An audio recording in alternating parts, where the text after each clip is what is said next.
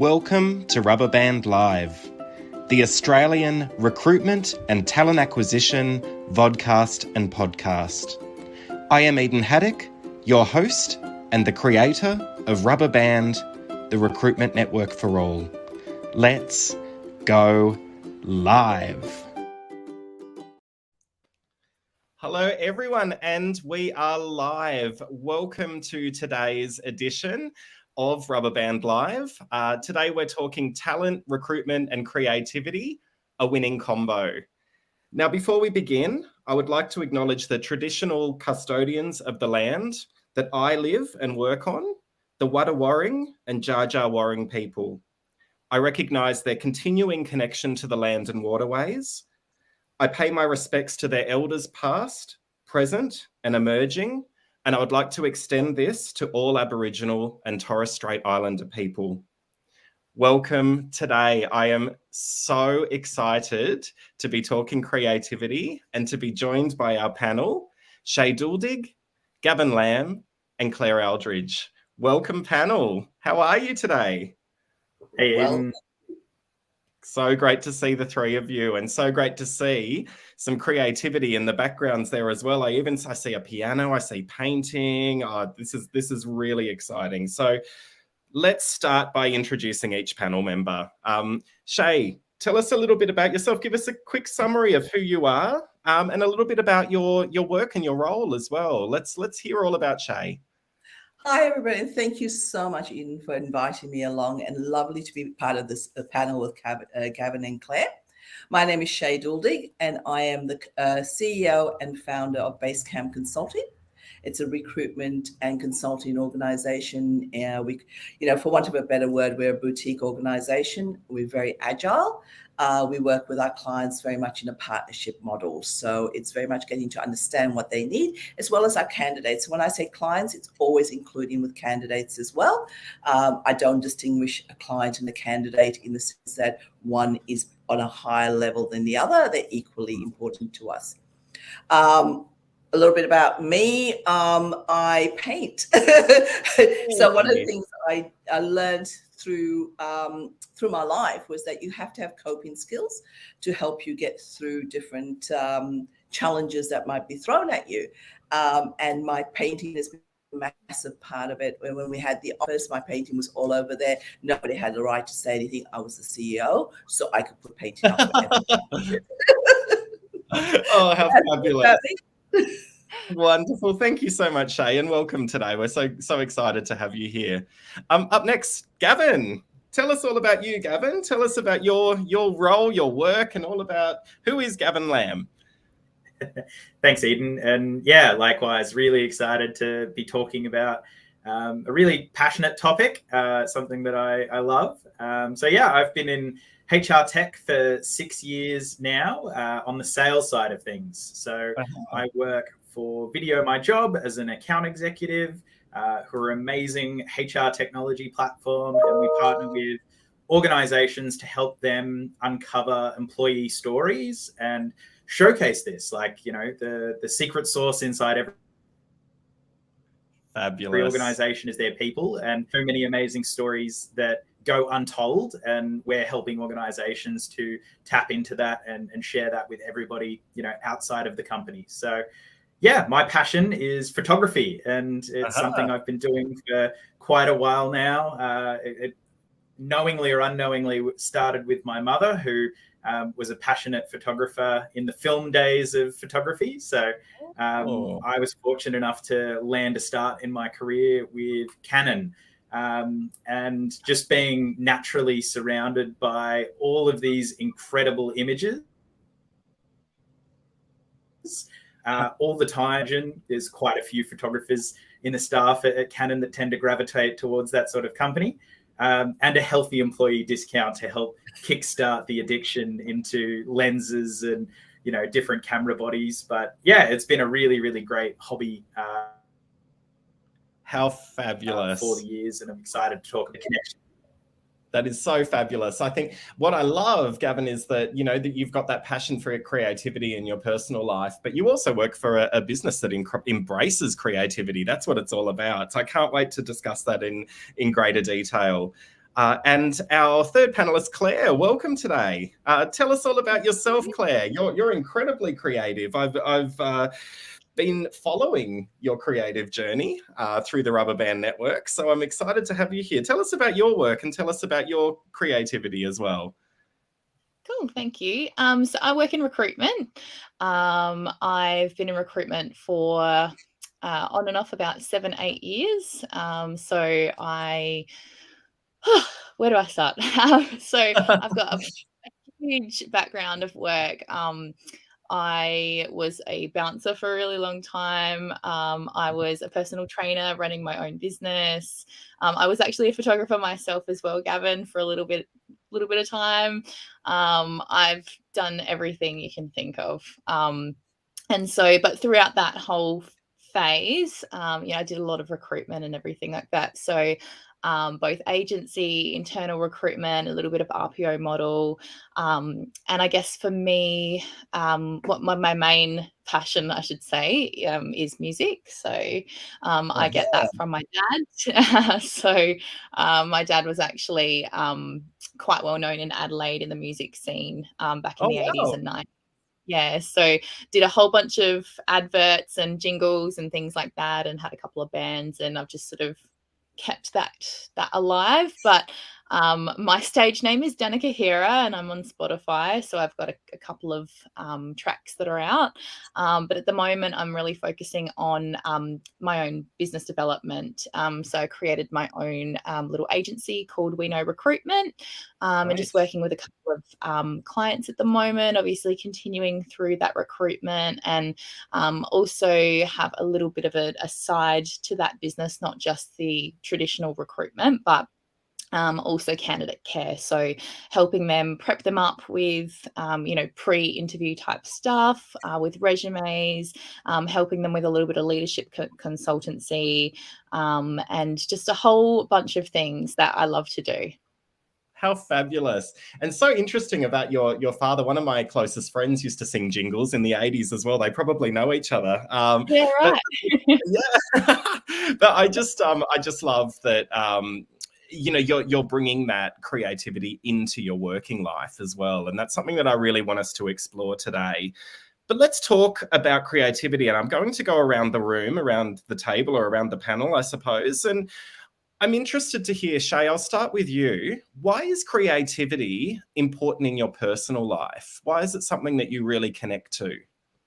I think with me being, my journey started in South Africa. I was in South Africa, had to leave in a hurry. My father was quite political, went to England, very much under political asylum, then grew up in England and then came to Australia. So everywhere I've gone has been challenges, whether it's challenges as a 7-year-old trying to navigate your way through all the changes that are happening in your external world, challenges of moving countries, making new friends, all of that.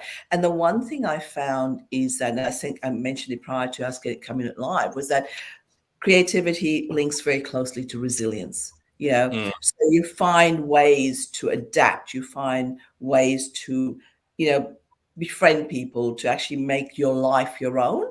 And I think with me, it was a way of handling the stress and the anxiety that goes with all of that, because there's an underlying anxiety that comes along with that. And splashing paint onto a canvas or onto, just a board or something like, or drawing, was a way of me getting rid of some of the anxiety and grounding myself, and then move.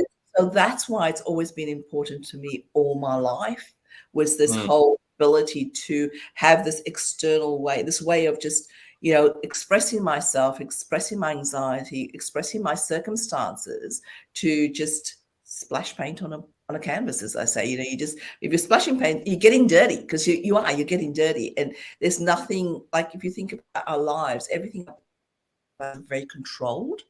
Yes. Everything's controlled. You get up in the morning, you do your work, you go everywhere you go, controlled. Doing something like that's totally out of control.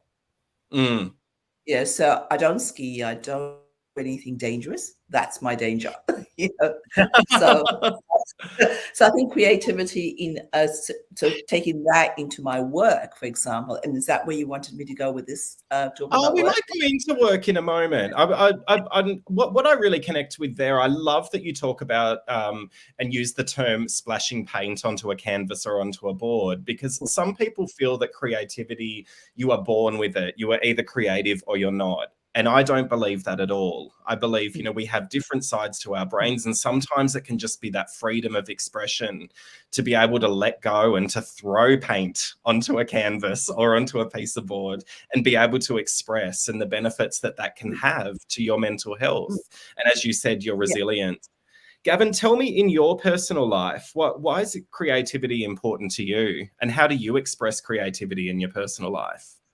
Yeah, so for me, it's really about two things. It's perspective. So as a lot of people will tell you about photography, you could have the best gear in the world and still take like pretty ordinary photos, like versus you could have really entry-level gear, and it matters so much more about your eye and the things that you're looking for, like being able to look at sort of mundane everyday objects and find beauty in whether it's the lighting or like being able to tell a story with something that's just relatively regular or ordinary, and you would otherwise kind of look past it. So I think that helps quite a lot, is sort of forcing your mind into that sort of perspective, but also in terms of like slowing down. I'm a pretty frantic, fast-paced, lots of things on the go at all times kind of person. And there's quite few things in my life that actually get me to slow down. And photography has always been one of those things where I've been able to take a breath and be really sort of focused and mindful about composing a shot or thinking about like a concept of creativity that I'd like to do. So much so that my most recent camera edition has actually been a 10-year-old digital camera, because we're now seeing this return to sort of retro technology, which sounds ridiculous to say that 10 years ago. But yeah, I mean, there's a real boom in film photography now, and now returning to these older digital cameras because, they don't take 6,000 snaps in a second, and it does take a little while to sort of boot the camera up, and you just have to be a bit more focused with it. So an appreciation for the little things and taking a bit of a breath. It's almost like meditation in a sense, where it focuses my mind and gets me to slow down a bit. Absolutely. And what I love about what you say there is photography is accessible. You don't need to have all of that equipment. We all have cameras on our phones these days, and it could just be that moment where you step outside and you look at a plant, or you see your cat or a bird in the tree, and just take that photo and be in that moment and reflect back on that moment. It's really powerful. Yeah. And it my does. favorite photos are just mobile phone photos, like on your smartphone camera. So absolutely. 100%. And it can be for you. It doesn't need to be something that you share on Instagram or, you put out there into the universe. It can just be something that you can reflect on, that moment of creativity and that moment of beauty that you've used that other side of your brain. I love that, Gavin. That was great. Claire, tell me yourself, why is creativity important in your personal life, and how do you express? Look, I think there's so many points to it. I think being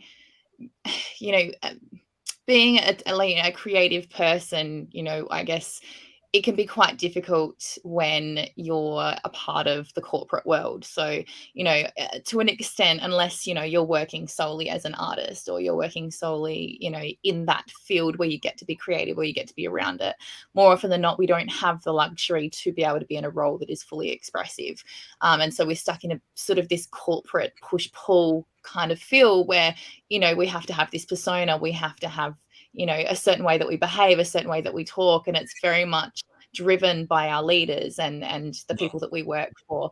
And I think that can be really difficult, especially for people that, need that self-expression. And, you know, when you are in the corporate world, you're expected to be just another number, you know, a replicate of this particular person that, you know, fits the standard box of, you know, a recruiter or, you know, a salesperson or a CEO or whatever it is that you are. And it's hard to stay in that persona all the time, and you need to have the ability to, you know, express. And I personally, for myself, in my working, you know, throughout the years, a number of different roles, I almost felt a little bit stuck because I wanted that self-expression, but while being in this, you know, one size fits all kind of box and expecting to be like that. And even all the way back to school for me, I was like, well, but this isn't for me. This doesn't feel organic. This doesn't feel like an expression of myself. And I think that, you know, growth is fluid. We're never going to be the same person all the time. And in that is creativity in itself. You know, you need to be able to go with the flow and grow. And I think creativity and using different mediums for your creativity helps you grow, and it helps you to find your place in the world and your identity that's separate from the social norms or, you know, whatnot. And it can actually be a little bit difficult because if you are working with people who don't have that creative state of mind, you're going to always feel like you're not accepted, or you know, it's this push-pull between acceptance but also being an individual, and it can be quite difficult. But when you're doing your art, you know, there's an element of safe risk where, you know, you're able to just be yourself unapologetically and, you know, just sort of let loose. Absolutely. It's that authenticity of your true being that you're able to express. An interesting point you raised there is around, you know, I suppose the corporate world and how conservative it can be and how process driven it can be and very black and white. I do agree that, you know, that's the way organizations are structured. The interesting thing is LinkedIn recently surveyed, well, they didn't survey actually, they looked at job advertisements globally, and the number one skill set for 2 years running was creativity that organizations look for. But the challenge is, do they embrace the creative mindset in the work? I don't think they know what to do with it. I think they're wanting that. They know that it's there. They know that it is super important in the workplace, but they don't really know what to do with it once they've got it. You know, Interesting. for me, what I've found, you know, that they have these ideologies that, you know, we need creative people. We want people to bring in, you know, a new flavor, or, you know, create an open space that we're able to relook at processes or look at how we can move things around. But it's a really hard conversation to have, you know, as somebody coming in with that creativity, to have those kind of very honest conversations with people like CEOs or the executives, because they want it, but they don't know how to hear it or take it as constructive criticism quite often. And then there becomes this sort of push-pull effect where it's just a butting heads. So you've got somebody who's quite conservative, doesn't really know what to do with the creativity side of things, but it's so important. And I think that we need to have those open conversations about how do we actually merge the two, because it's great to really want it, but how do we make it work? Organization, Shay, please. Yes, sorry. I was going to say, it goes back to, and you're right, you know, the umbrella is we want people to be creative. We want to bring more creative people into our organizations. And that's when the conversation goes around culture. And everybody talks about, oh, we have this great culture. We have this creative culture. We have this engaged culture. And once people come in, they don't know how to actually engage the person to bring that creativity in. They'll talk about it, they'll have the team creativity, but they don't have that individual spark. And I think you're right in many ways, Claire. We want it, we know we got it. How do we actually take it to that next step? And it comes down to that engagement piece. Each of us here are engaged in our business on different levels, not just on one level. We don't engage. You don't go in and you sit in a team in a little box and stay there. You know, you engage on different levels. So you bring that creativity to those conversations. And people look for creativity and they think it has to be a big splash. And it's not. Sometimes it's a small part of the whole conversation. And again, it comes down to that culture piece and then moving beyond that culture into that engagement piece. I agree. I feel more broadly, organizations want innovation. And we all know that creativity leads to innovation. But innovation has a change component, and organizations are scared of change. And even the change management approach in organizations is very methodical, and there is a lot of process around it. So you're right, Claire, there's a push and pull. We want to innovate. We want to look at doing things differently, but we want to put a process behind that. We don't want people just to be able to be expressing or coming up with ideas. We want to have a real method around creativity because we're afraid of change. It's a very interesting scenario. I want to focus now really on the recruitment and talent acquisition industry, which we all work in. Shay, how important do you feel it is to be creative in recruitment or talent acquisition?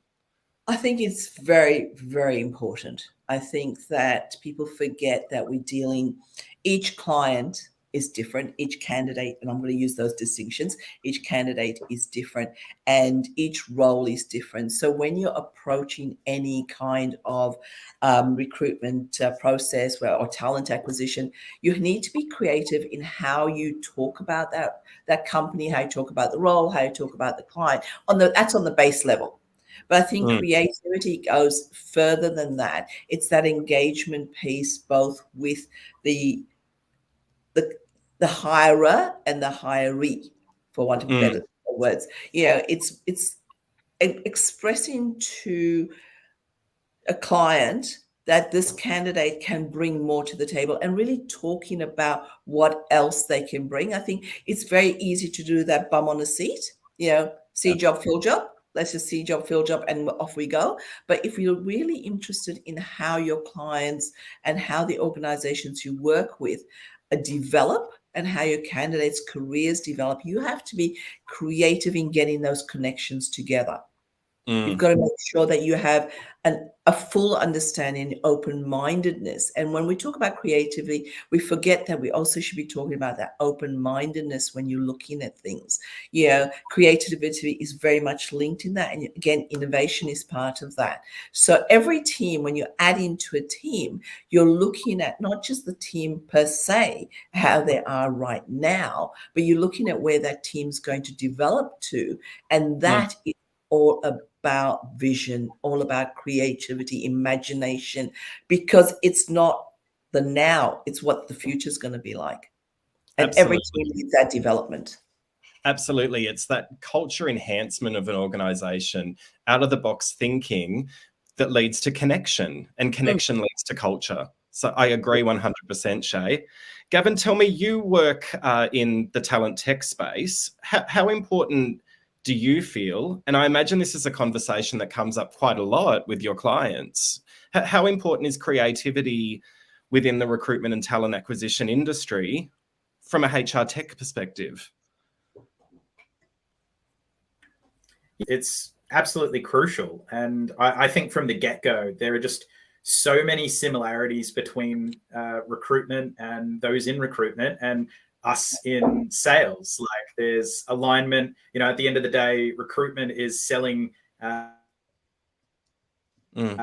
companies to candidates, and then likewise internally selling candidates to hiring managers, trying to get over any concerns or hesitations or objections that they have. And for anybody who's in agency land, of which I saw that poll, Eden, there was quite a few. It's even closer again, because at the same time that they're doing the day-to-day of their job, they're also working on business development and making sure that the brand is out there. So, I speak to lots of people in talent at Video My Job, and everybody's at a different sort of position. I can't assume going into any single recall what circumstances they're in. We're seeing, unfortunately, some talent teams being impacted by downturn, and then somebody else that I speak to the very next day may be busier than ever. So, I think creativity is essential to both my own role, but anybody in talent, because you have to go into this with an open mind. Like the best salespeople excel not because they go in with a pre-decided agenda. It's because we're there to listen, and the conversation sort of dictates what the solution ends up looking like. Like Video My Job is a platform platform, how it's applied, limited by the client's ability to kind of see the solution and work with the parties inside the organization. So when we're putting together like a concept of what the return on investment looks like, or helping them to envision how they're actually going to implement a solution, it's different every single time. Some people are using it for job ads. Other people are telling employee stories. Yep. Some clients are using it purely for internal purposes to help with employee engagement and advocacy. So yeah, the beauty of a platform is that it's not a particularly prescribed solution, and it allows me to really understand what their needs and challenges are, and then bring that alignment between the two. Absolutely. You're taking them on a creative journey with you. So that's wonderful. Claire, tell me, as someone that works in recruitment, but also the creative field, how important do you feel it is to be creative in recruitment or talent acquisition? It's pivotal. There's no two ways about it. I think, look, especially when, I don't know, I feel like over the last, and not just because of COVID, but, over the last sort of 5 years, we've seen so many changes just overall in our world that, it used to be, the 80s were just the 80s, the 90s were just the 90s, and then slowly we had, a lot of trends change. But I just feel like there's been so many changes to trends in the last just couple of years. Like, it's really just sped up, like it's downhill. And I think with that, you need to be agile in the way that you approach things. And agility and strategy all runs into that creativity, because at the end of the day, it's a creation of solutions. It's a creation of different methods, and we need that. We need to be able to be agile to get the solutions that we want.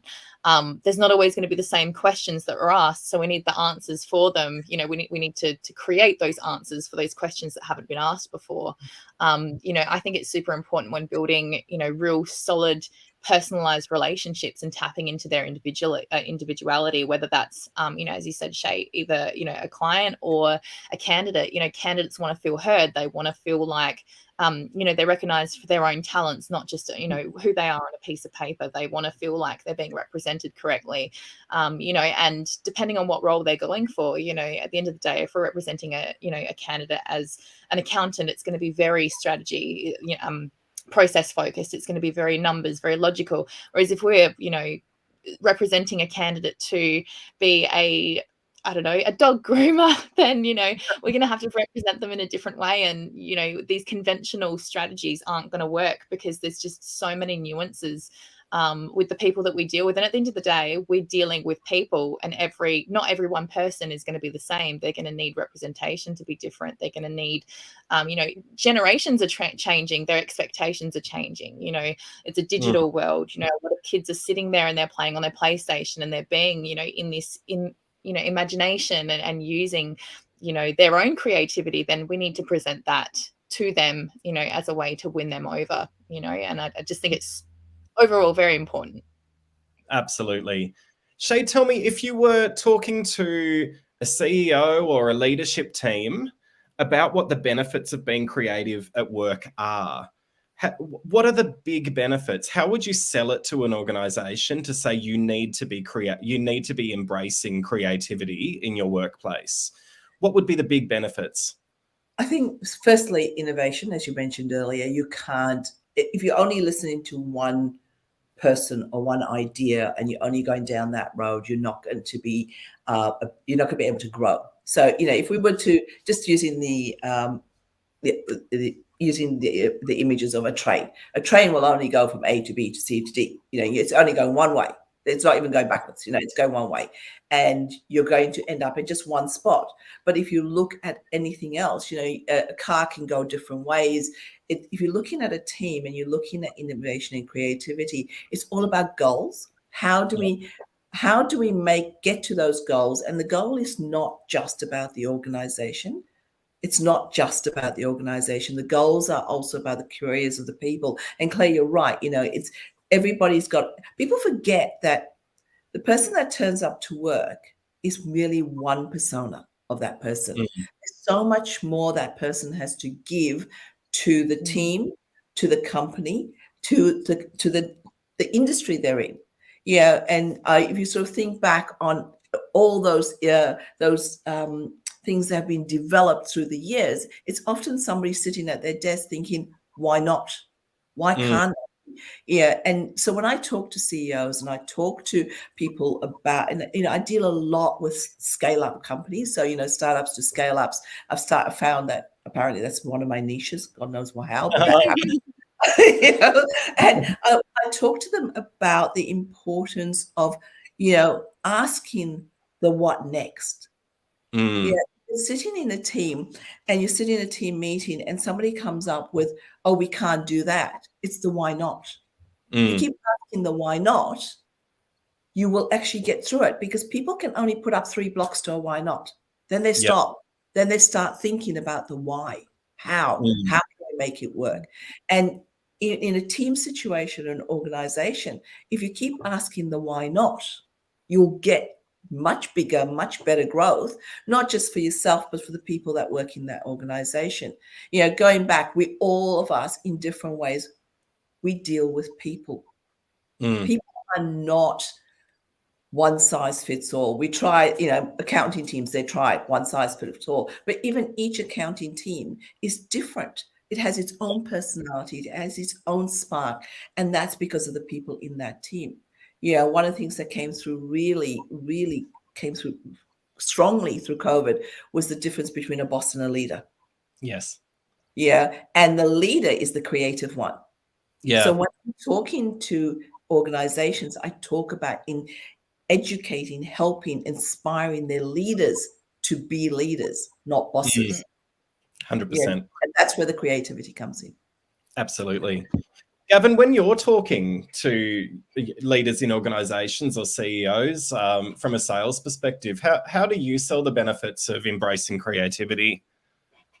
Yeah, it's really about, I guess, helping them get what they want at the end of the day, right? So helping them to get buy-in from others is a particularly creative process, because there has to be that appreciation for different stakeholders and the different concerns and needs that they're going to have. So by embracing that creativity, when you're talking about any sort of solution, no one buys anything based on the facts and the spec sheet, or like the little bits and pieces of terms of your features. It's about that so what moment of what it's actually going to do. And you do need that element of creativity. Some people are quite literal, so you'll need to have supporting I guess figures or illustrations to be able to help bring them along on that journey as well. And then other people are going to want the human connection. So being able to tell them, the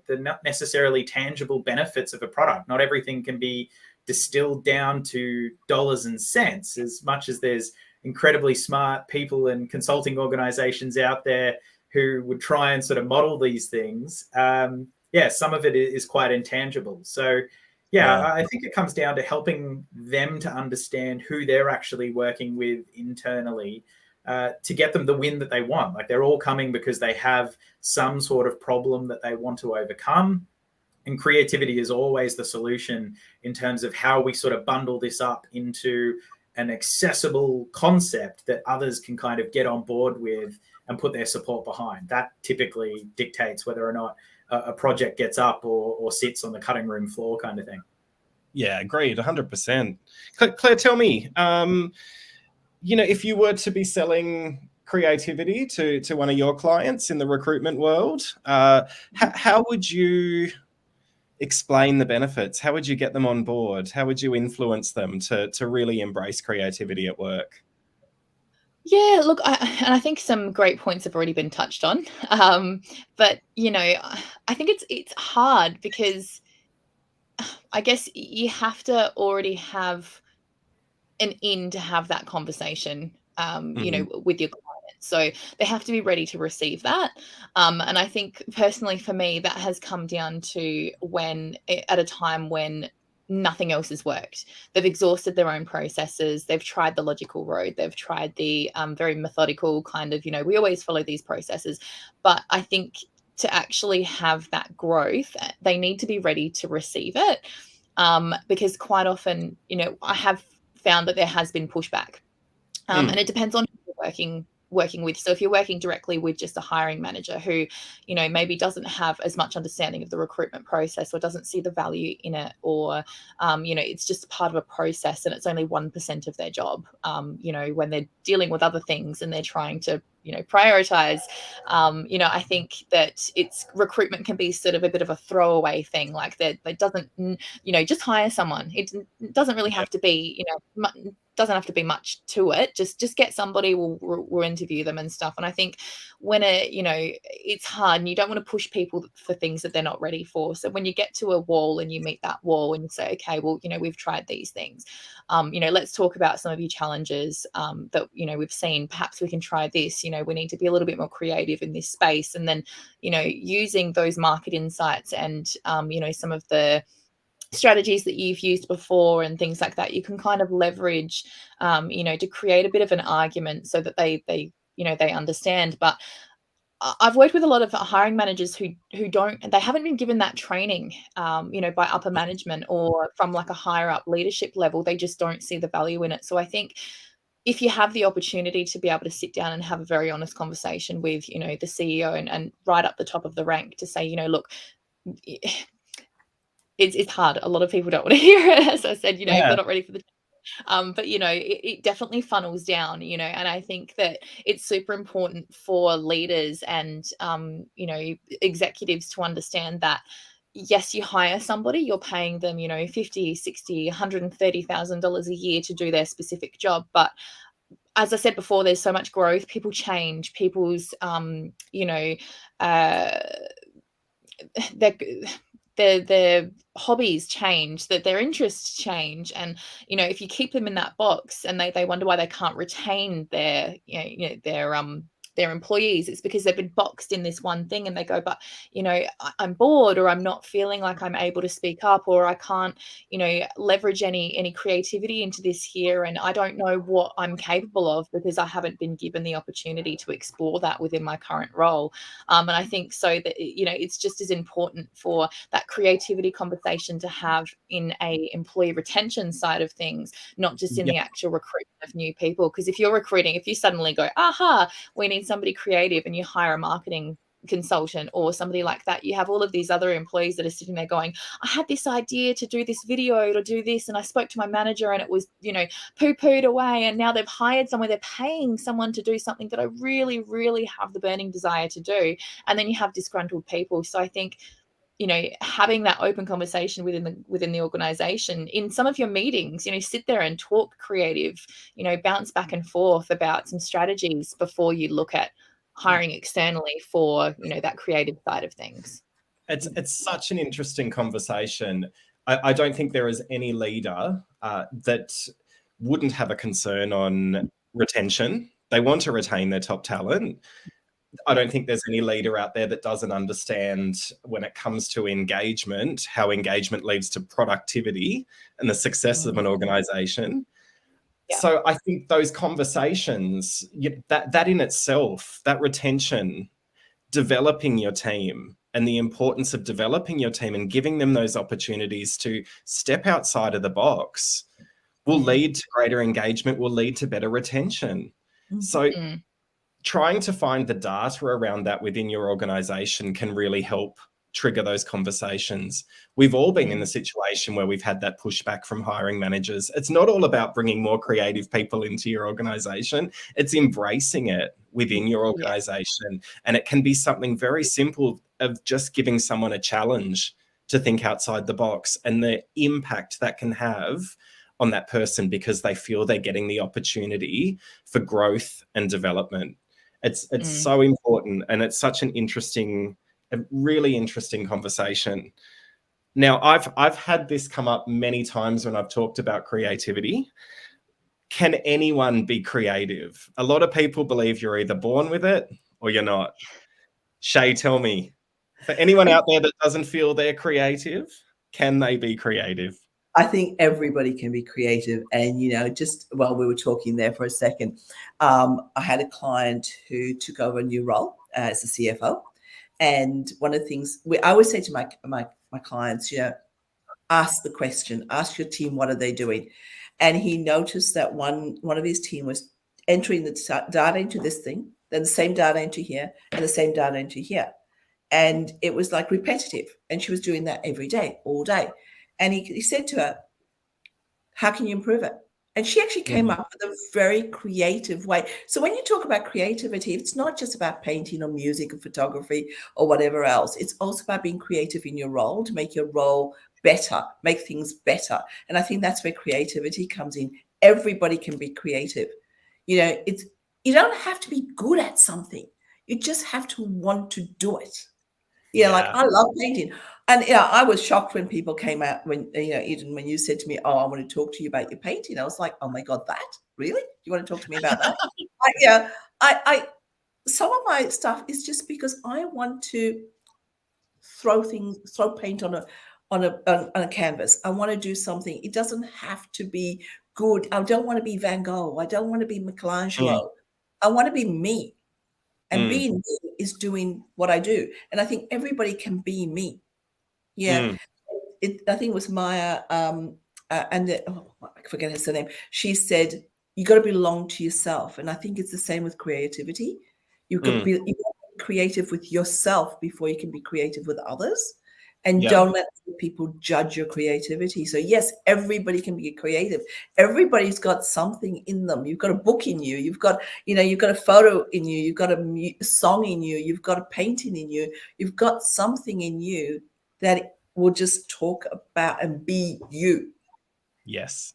100%. Don't try and be, in this competitive world we live in, your photography, Gavin, it's you, it's your photography. It's looking through your eyes. It's not looking through my eyes. It's not looking through the eyes of some other photographer. It's not a competition.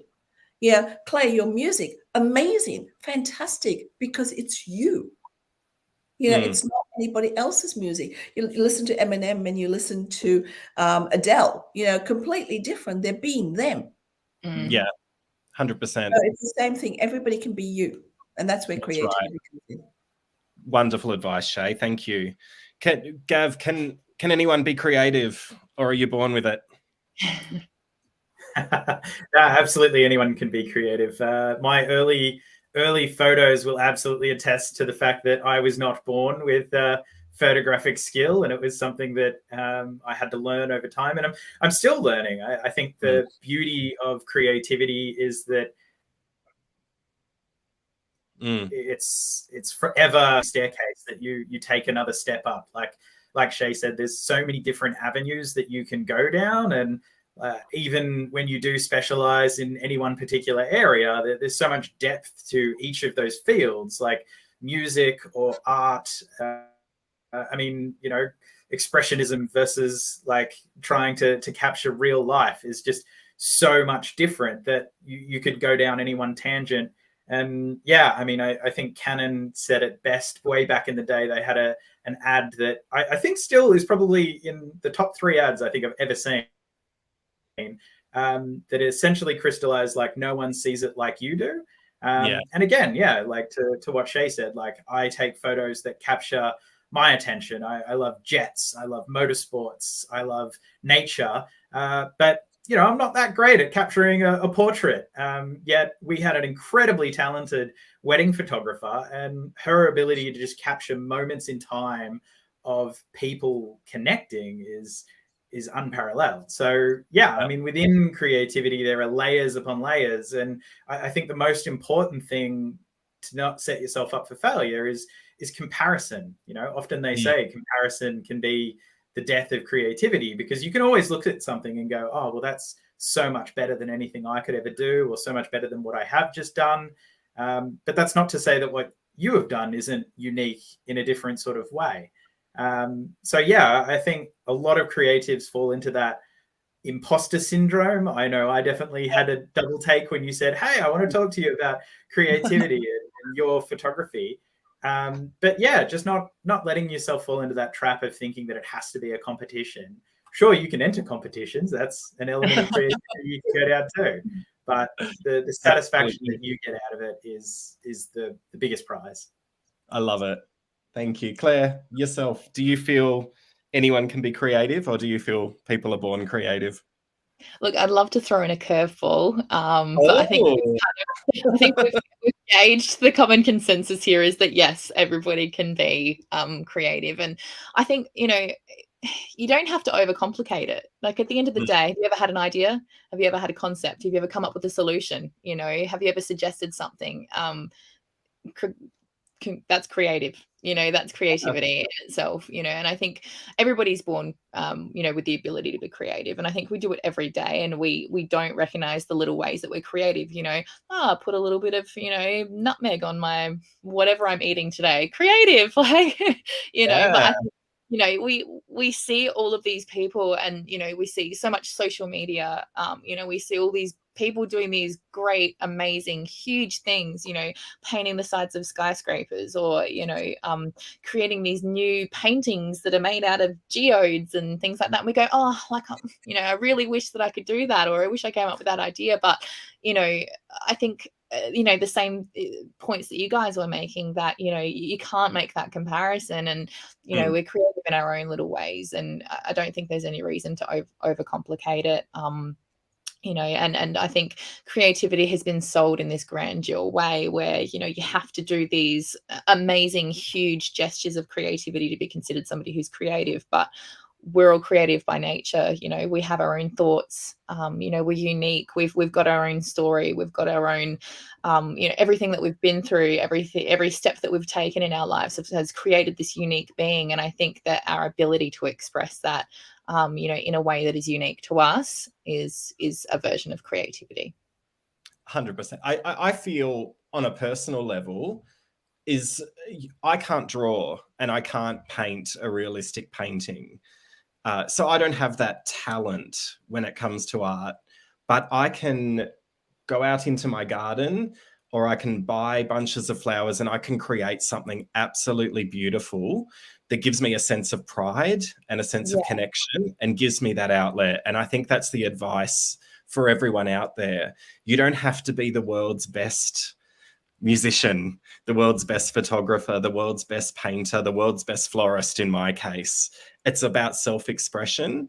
It's about self-care and being able to be kind to yourself, because without creativity, you will be stuck, you will be bored, you will be stressed. It impacts your mental health. When you embrace it, you will be better in every element of your life. You'll be happier in every element of your life, in your personal life, in your work life. So we are out of time today. I just want to thank the three of you. This is a passion of mine, so I could have gone on for another 2 hours talking to you, and it is so wonderful to be connecting with three like-minded people.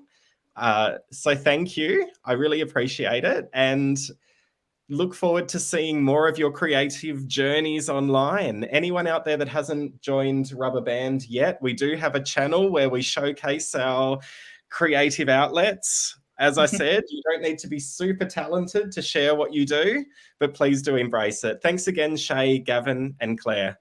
Thanks, have a lovely Eden. afternoon. Thanks, Eden. Thank you so much. Take care. Bye. Bye.